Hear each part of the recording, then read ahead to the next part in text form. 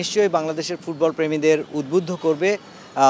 সেটি হচ্ছে চীনের একটি বিশ্ববিদ্যালয় নারী ফুটবল দল, তারা ঢাকায় আসছে এবং 20 সেপ্টেম্বর ঢাকায় বাংলাদেশের নারী ফুটবল দলের সাথে একটি ম্যাচ খেলবে।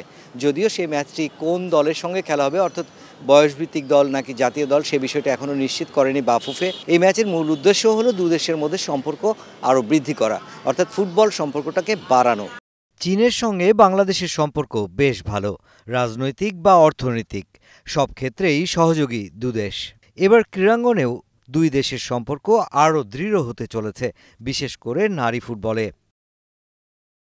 সেপ্টেম্বরের মাঝামাঝি চীনের সাউথ সেন্ট্রাল অঞ্চলের মিনঝু বিশ্ববিদ্যালয়ের নারী ফুটবল দল আসছে ঢাকায়। আবার 20 সেপ্টেম্বর বাংলাদেশ অনূর্ধ্ব-17 দল জিয়াংয়ে যাবে ম্যাচ খেলতে। এসব বিষয় নিয়ে বাংলাদেশে নিযুক্ত চীনা রাষ্ট্রদূত ইয়াও ওয়ানের সাথে সৌজন্য সাক্ষাৎ করেছেন বাফুফের সভাপতি তাবিত আওয়াল। হয়েছে বিস্তর আলোচনা। তারা আমাদেরকে মাননীয় অ্যাম্বাসেডর এমনও বলেছে যে নারী ফুটবল নিয়ে ওভারঅল ডেভেলপমেন্ট নিয়ে কী করা যেতে পারে, দরকার হলে তোমরা একটা আমাদেরকে এমওইউ সাজেস্ট করো, আমরা একটা মেমোরেন্ডাম অফ আন্ডারস্ট্যান্ডিং করতে পারি। আমাদের সম্মানিত সভাপতি তাকে প্রস্তাব দিয়েছেন যে আমরা তো একটা প্ল্যান করতে পারি, যেহেতু প্রতি বছরই আমরা এরকম নিয়মিত দল পাঠাবো, মানে আমার দল একবার যাবে তোমার কাছে, তোমার দল একবার আসবে। সো বিভিন্ন রকম আলাপ আলোচনা হয়েছে এবং আমরা বিশ্বাস করি যে ওভারঅল আমাদের ফুটবলের যে অগ্রগতি, সেখানে চায়নার ডেফিনেটলি একটি ভালো ভূমিকা থাকবে ইনশাআল্লাহ। বাংলাদেশ অনূর্ধ্ব-17 নারী দল খেলার কথা। এই প্রতিযোগিতা কমলাপুর স্টেডিয়ামে আয়োজনের পরিকল্পনা করলেও সেটার বিকল্পও খুঁজছে ফেডারেশন। কোন দলটি হবে এটা আমাদেরকে এখনো কনফার্ম করা হয়নি। আমাদেরকে তারা বলেছে যে তাদের ইউনিভার্সিটি ওমেন্স ফুটবল জেনুইন টিমটি আসবে, ইউথ টিম না। সো এখন এটা আমাদের ওমেন্স কমিটির চেয়ারম্যান কিরণ আপা এবং হেড কোচ পিটারকে বলা হয়েছে কালকে। সো তারাই ঠিক করবে।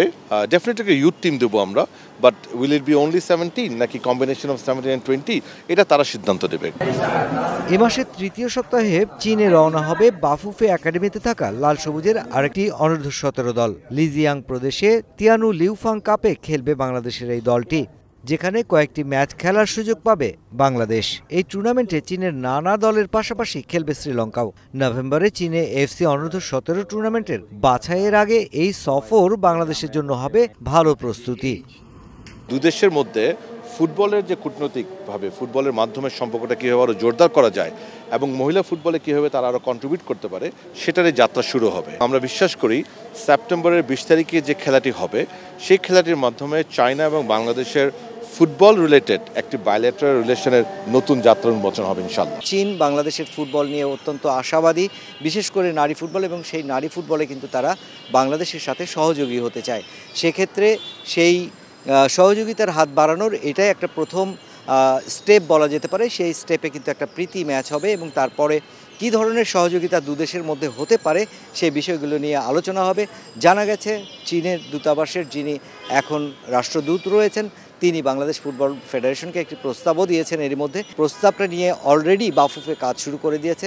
যদি এই প্রস্তাবের মধ্যে গুরুত্বপূর্ণ বিষয়গুলিকে অন্তত নজর দেয় চীন, তবে নিশ্চয়ই বাংলাদেশের নারী ফুটবলে আরও এক ধাপে এগিয়ে যাবে। সব মিলে বাংলাদেশের ফুটবল উন্নয়নে বড় অংশীদার হতে পারে চীন। তবে সেই সুযোগ সুবিধা কতটুকু কাজে লাগাতে পারে বাফুফে, সেটাই এখন দেখার অপেক্ষা। Mushfiqur Rahman, star news, Dhaka.